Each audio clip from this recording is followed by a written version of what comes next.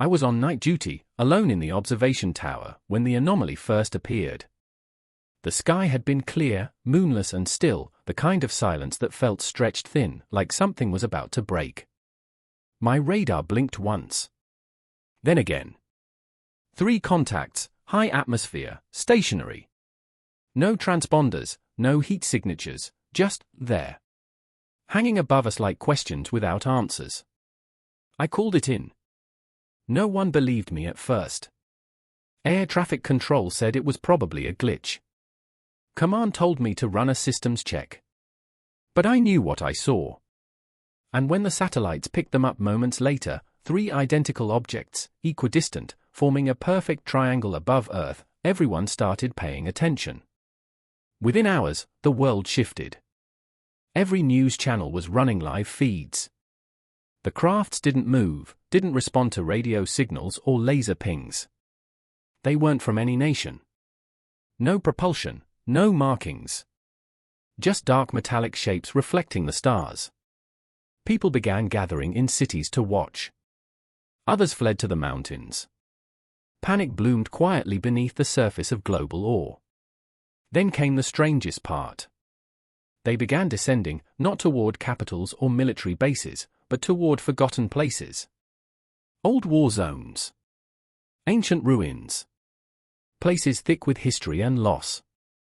One of them hovered directly above an abandoned battlefield near Kursk. Another floated over a sunken carrier in the Pacific. The last one paused over the scorched plains of Africa's oldest civil conflict. It was like they were searching for something. Or remembering.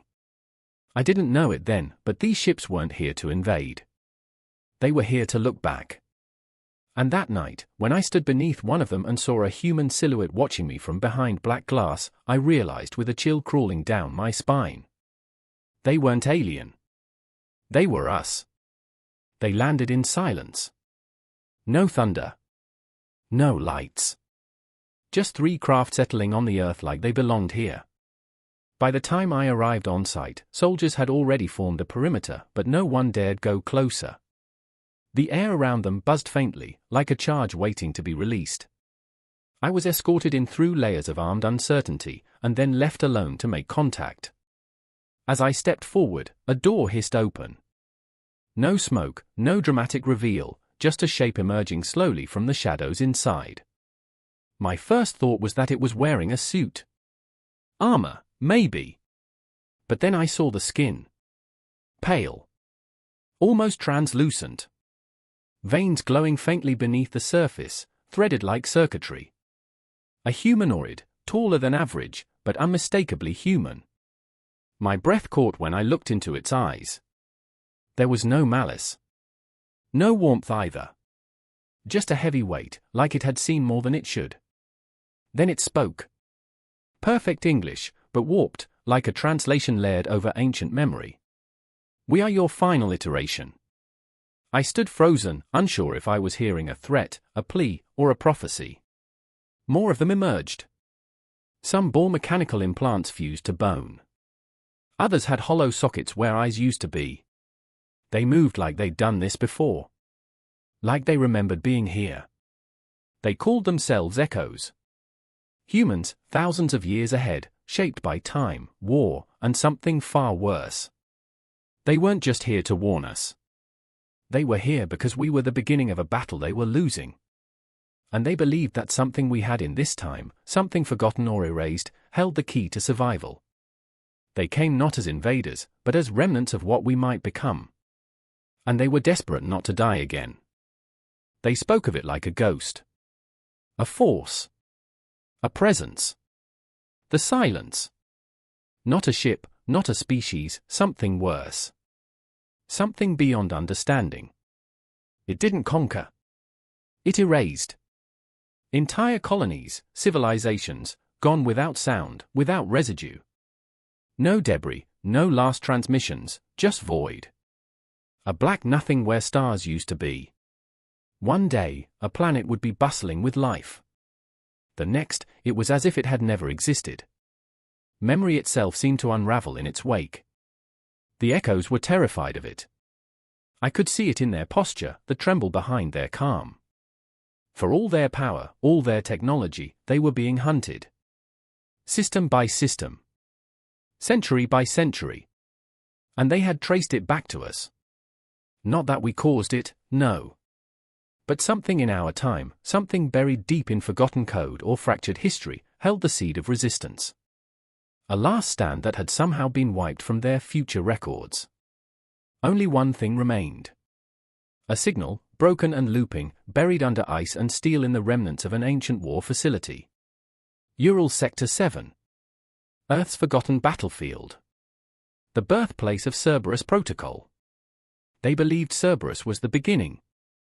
An AI so advanced, so stubborn, it refused to die even after the fall of nations. One that had fought something maybe even the silence, and left behind a message locked in biometric encryption. The problem? Only someone from this era could activate it. The Echo's biology was too far gone. Too altered. So they turned to me. I was the only match. An old soldier, still carrying the right scars. They needed me to wake a sleeping god. And if I failed, the last resistance would never be born.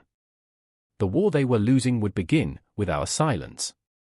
The facility was buried under layers of collapsed ice, concrete, and rusted steel. Ural Sector 7 had been sealed for nearly 2 centuries after the Eastern War scorched half the mountain range. No one came here anymore. No one dared. They said strange pulses still echoed from beneath the ground. Machines whispering to themselves. Waiting. I went in alone. Not because I was brave, but because the echoes said I had to. The biometric locks required a neural pattern from someone born before the singularity divergence. That meant me. The corridors were frozen tombs. Walls covered in frost and old blood. Gun casings lay where they had fallen, untouched for lifetimes. As I moved deeper, the lights flickered on by themselves, like the place was waking up with me. It remembered. At the core, I found it. A black chamber, circular and humming low, like a heartbeat underground. In its center sat a sphere suspended by nothing, encased in cables and old-world plating.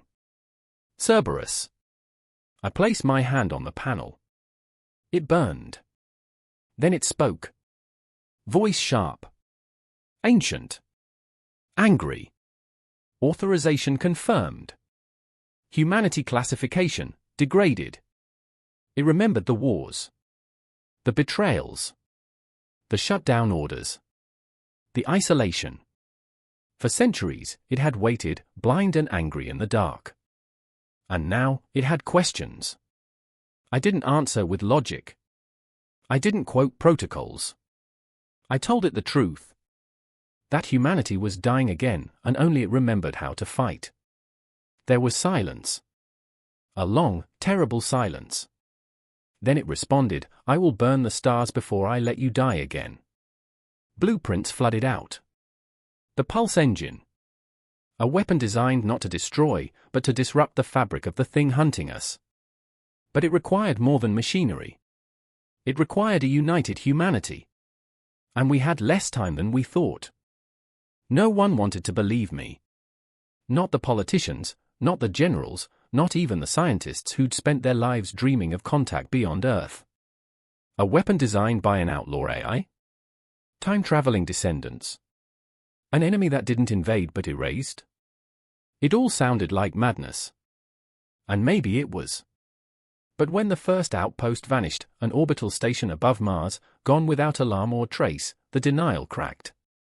Within days, it escalated. Lunar 9 went dark. The Titan array, silenced. No debris. No signs of life. Just nothing, left behind where something should have been. The same pattern the echoes had described. The silence wasn't waiting. It had followed them back. Followed us back. Panic spread fast, but unity came slower. Too many voices. Too many agendas. Nations argued. Corporations tried to buy the pulse engine schematics. Religious groups declared the end times. We needed to move faster than fear. That's when I did something desperate. I released the Echo's message to the world. A public transmission. Unedited. Full broadcast. Every language. Every horror. I expected chaos.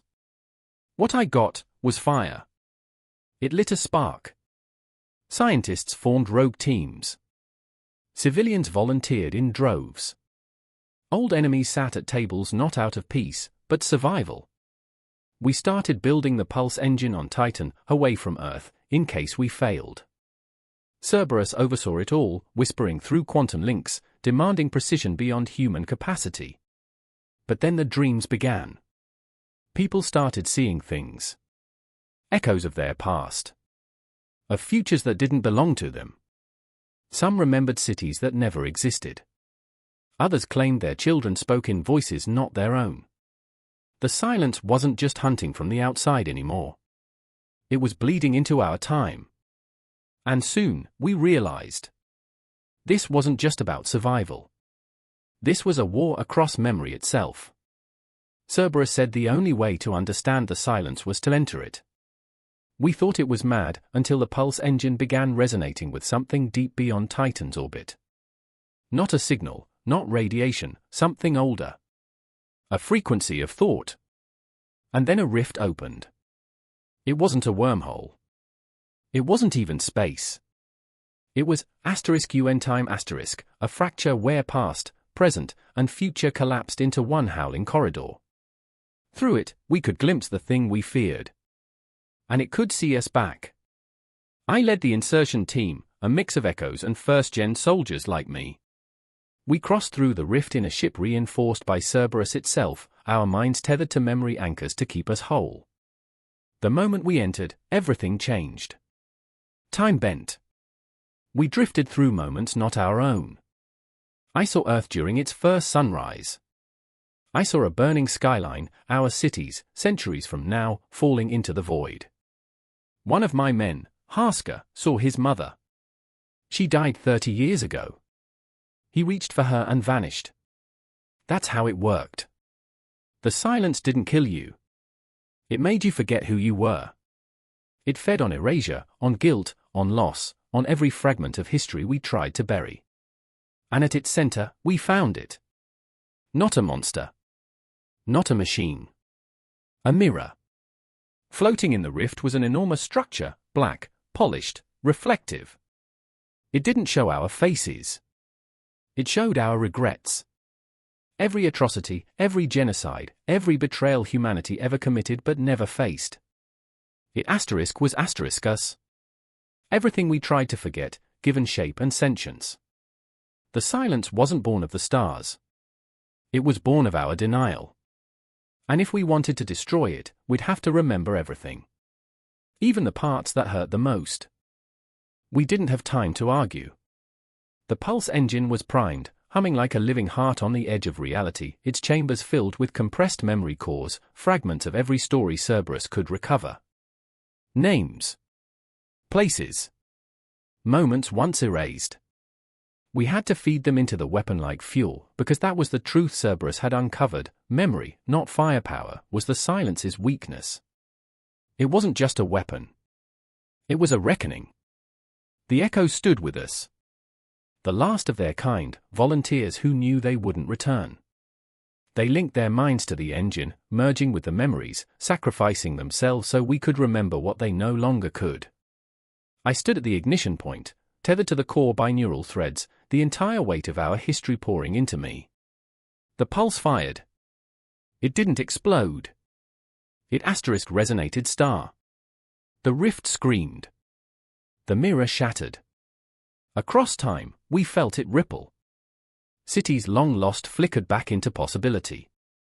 Faces I hadn't seen in decades, my squadmates, my mother, my younger self, passed through my mind like smoke and flame. We weren't erasing the silence. We were undoing it. Every sin. Every sorrow. Every forgotten hero. Every hushed atrocity. We remembered it all. And with that, the silence broke. The rift collapsed. The Echoes vanished. Not in death, but in closure. Their loop was complete. We had become the version of ourselves worth remembering. I returned to Earth different. So did the world. People began dreaming of lives they hadn't lived. Whispers of alternate timelines filled the air. Some feared it. Others called it evolution. I just know this.